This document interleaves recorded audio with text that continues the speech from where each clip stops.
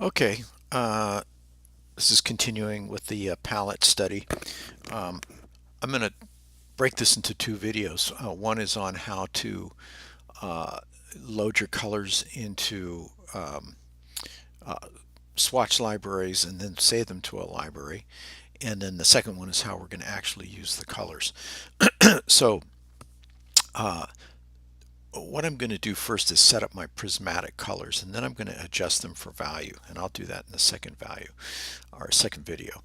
So this first one, I'm going to do a split complement off of orange, and so if we look at this, what the split complement is, we go to the complement, which is cyan blue, and then the two colors are cyan and blue. And so you can see that's what I've created here.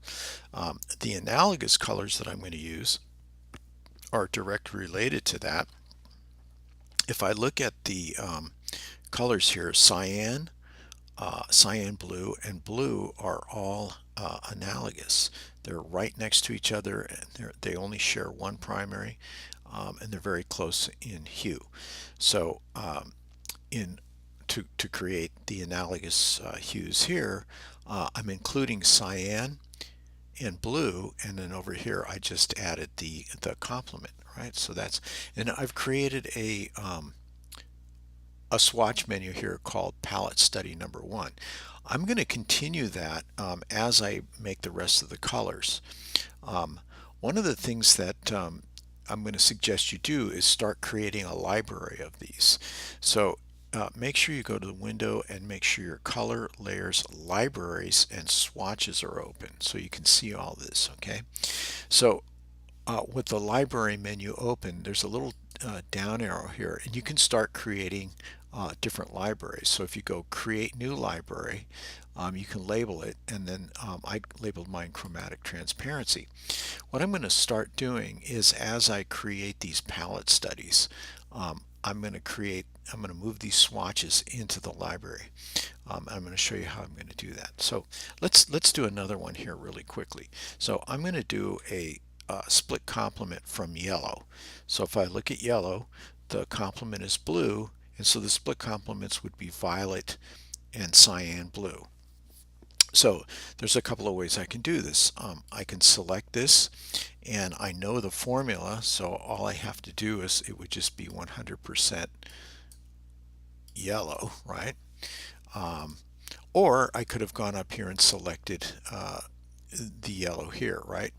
And it just says it's CMYK yellow. That's its primary yellow. Okay, so now I want to do the violet. Okay, so I can go up here and I can look at these, and this looks like violet.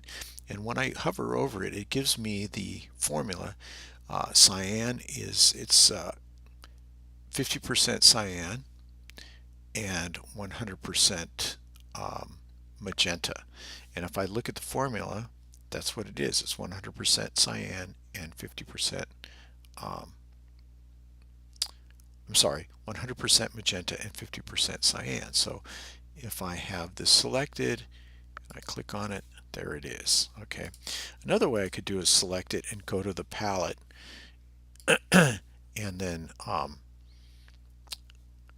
just select this and just look at the formula and go, okay, no, it's got to be 100% and 50%. So there's multiple ways you could go to that. You just got to make sure that the formula is correct.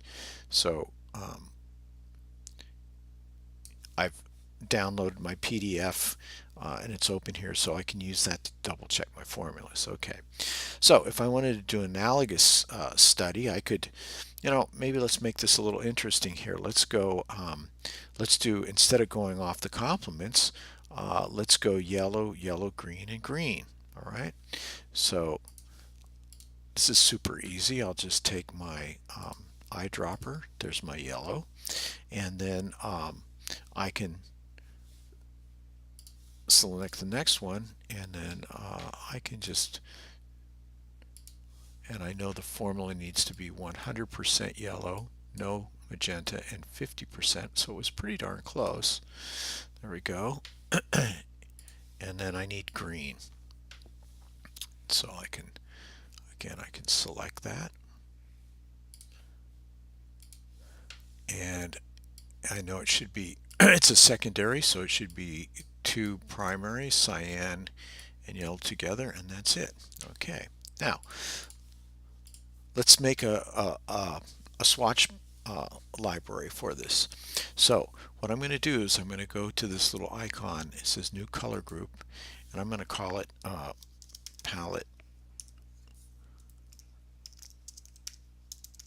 2. Okay, all right. So all I have to do is when I select the color, then come up here and I'm just going to drag it down here.